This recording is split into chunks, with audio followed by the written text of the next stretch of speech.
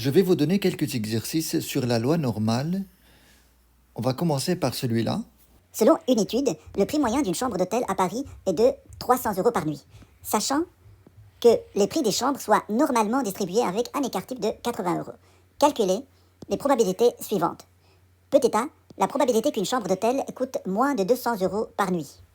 B, la probabilité qu'une chambre d'hôtel coûte au plus 160 euros par nuit. 3, la probabilité qu'une chambre d'hôtel coûte entre 250 euros et 360 euros par nuit. D, quel est le prix des 20% des chambres les plus chères de Paris? Alors là, on sait que les prix des chambres soient normalement distribués. C'est-à-dire que les prix des chambres, ça représente notre variable aléatoire et qui suit une loi normale. Cette loi normale va être identifiée par deux choses. La moyenne de 300 euros, donc on va mettre ici 300, et l'écart type de 80 euros. Voilà notre loi normale. Une fois que vous avez cette loi normale, le reste est très simple. Alors, je vais supprimer ça parce qu'on n'en a pas besoin et je garde que la question principale à laquelle on va donner le plus de concentration possible. L'essentiel par rapport à ce genre de questions, c'est de savoir formuler ce qui est écrit ici. Vous avez chambre d'hôtel coûte au moins 200 euros par nuit. On va formuler ça d'une manière mathématique. L'expression au moins, ça veut dire minimum 200 euros. Et donc ça, on peut le formuler de la manière suivante. On cherche la probabilité que x soit supérieur ou égal à 200 euros. C'est ça, au moins. Pour calculer cette probabilité, on est obligé de passer par la loi normale centrée réduite. Et donc, on va effectuer un changement de variable. On va noter une nouvelle variable t qui est égale à x moins la moyenne de 300 sur l'écart type de 80.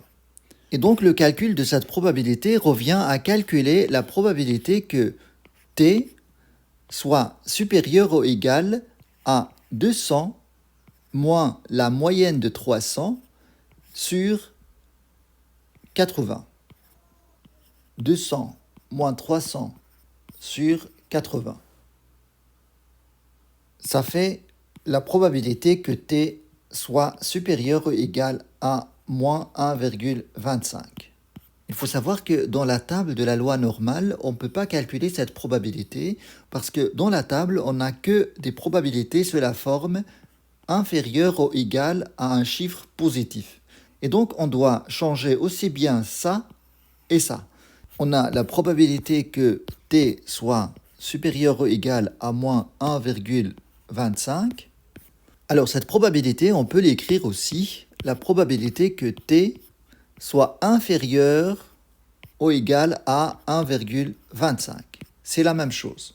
Si vous voulez bien retenir cette propriété, on va dessiner sur le graphique ce que ça représente chaque probabilité. Je commence avec celle-là. Alors, cette probabilité n'est rien d'autre que l'air qui va de moins 1,25 jusqu'à l'infini. Et l'autre probabilité n'est rien d'autre que l'effet miroir de la première probabilité. C'est exactement la même surface, donc la même probabilité. Et donc la dernière étape, on va passer par la table des probabilités pour savoir combien cette probabilité donne. On va chercher ici 1,2. On est là. Donc on est sur cette ligne-là. Et puis ici, on va chercher 0,05.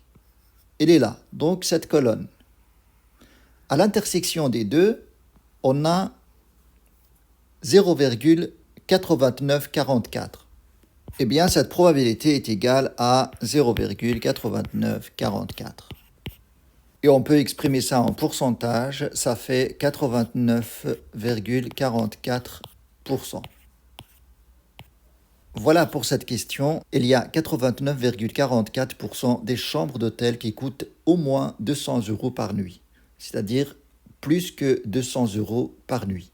Alors ça, on a fini, donc on va passer à la deuxième question. La voici. Maintenant, on veut calculer la probabilité qu'une chambre coûte au plus 160 euros par nuit. Il faut savoir que au plus, c'est l'inverse de au moins. Quand vous voyez dans la question au moins, ça veut dire au minimum, et quand vous voyez au plus, ça veut dire au maximum. Et donc cette probabilité, on va la formuler de la manière suivante. P que x soit inférieur ou égal à 160 euros. Il faut faire attention à ne pas utiliser ici t dès le départ, parce qu'on travaille toujours avec notre variable aléatoire x qui suit cette loi. Et puis avec le changement de variable, on devrait passer à cette formulation. Et pour passer à cette formulation, c'est simple, on va mettre égal la probabilité que on peut soit écrire directement t et puis on va changer les paramètres ici, ou bien on peut écrire aussi x moins 300 sur 80 inférieur ou égal, et on fait la même chose de l'autre côté, 160 moins 300 sur 80. Ou bien mettre t directement ici. On va calculer ce que ça donnerait 160 moins 300 sur 80. Ça fait moins 1,75. Donc on cherche ici la probabilité que t soit inférieur ou égal à moins 1,75. Et ça, on peut l'écrire comme on a fait avec la première question. La probabilité que t soit supérieur ou égal à 1,75. En fait, c'est simple, on change ici le signe à son opposé, c'est-à-dire ici on a inférieur ou égal, on va mettre supérieur ou égal. Là, on a un chiffre négatif, on va mettre un chiffre positif. Et voilà, on va avoir la même probabilité. Ah non, je pense que je devrais avoir ici inférieur ou égal pour utiliser la table. Donc, on devrait passer par l'événement contraire. Si je mets ici un dessin rapide, en fait, ce qu'on cherche, c'est la probabilité de cette R-là. C'est la même que la probabilité de cette R-là. C'est bien ce qu'on a exprimé ici. Alors, pour passer par l'événement contraire, cette probabilité est égale à 1 moins... En fait, le 1 ici, ça représente toute la surface qu'on a ici. Si on réduit de cette surface toute cette partie-là, eh bien, ce qui restera, c'est notre probabilité recherchée. Donc ici, on va mettre la probabilité que t soit inférieur ou égal à 1,75. Et là, on va utiliser notre table pour trouver la réponse. On a ici 1,7 et 0,05, on est là. Donc cette probabilité est égale à 0,9599. 0,9599. On a fini avec cette question. On va prendre la troisième question. On veut calculer la probabilité qu'une chambre coûte entre 250 euros et 360 euros par nuit. Et donc la première chose, on va formuler ça de cette manière. Vous avez la probabilité que x soit compris entre 250 et 360. Et cette probabilité, on peut la reformuler avec les propriétés qu'on a vues dans les cours précédents par la probabilité que x soit inférieur à ce chiffre-là, moins la probabilité que x soit inférieur à ce chiffre-là. Donc on va écrire la probabilité que x soit inférieur ou égal à 360 moins la probabilité que x soit inférieur ou égal à 250. Là, on va introduire notre variable t. Donc on a t inférieur ou égal à 360 moins la moyenne 300 sur l'écart type 80.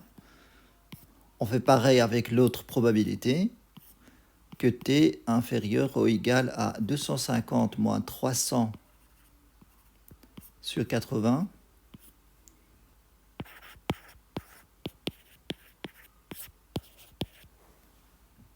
Ici, on a 0,75.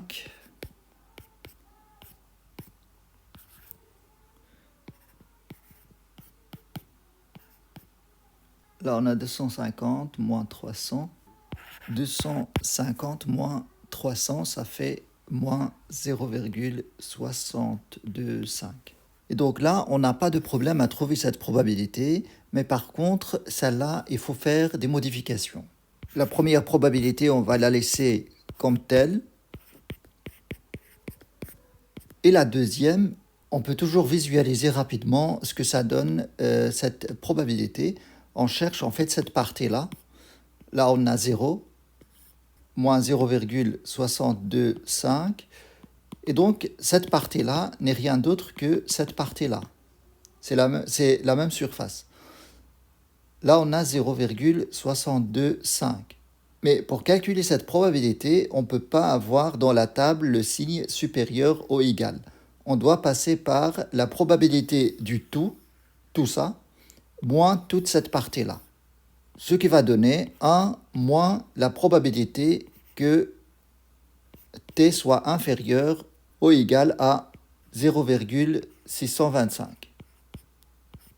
On passe à notre table.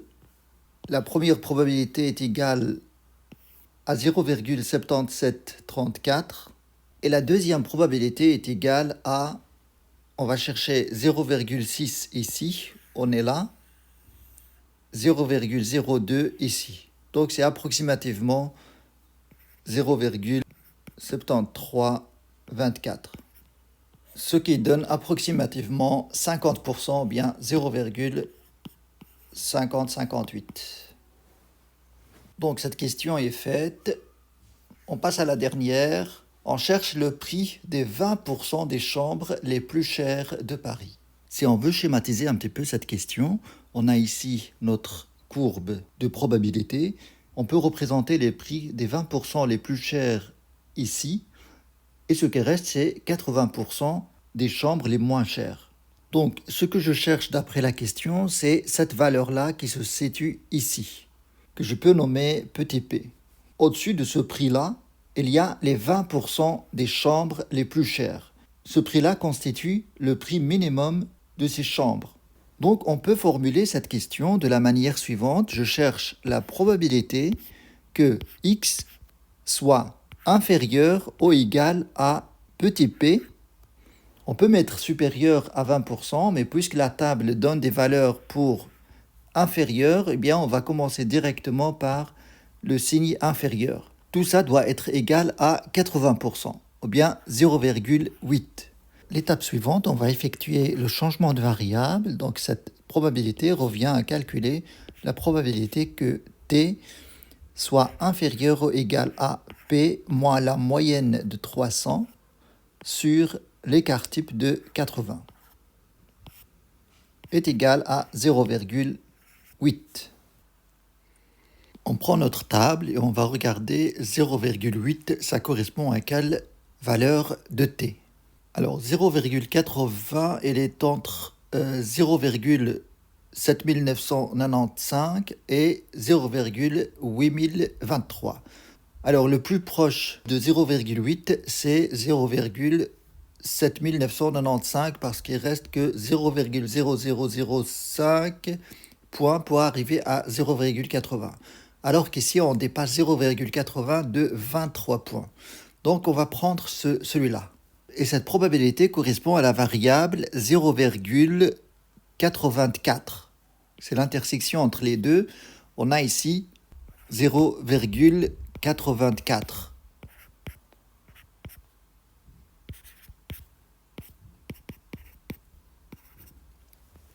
Et donc, tout ça est égal à 0,84. P moins 300 sur 80 est égal à 0,84. Ce qui donne P égale 0,84 fois 80 plus 300. Ce qui fait un prix de 367,2 euros.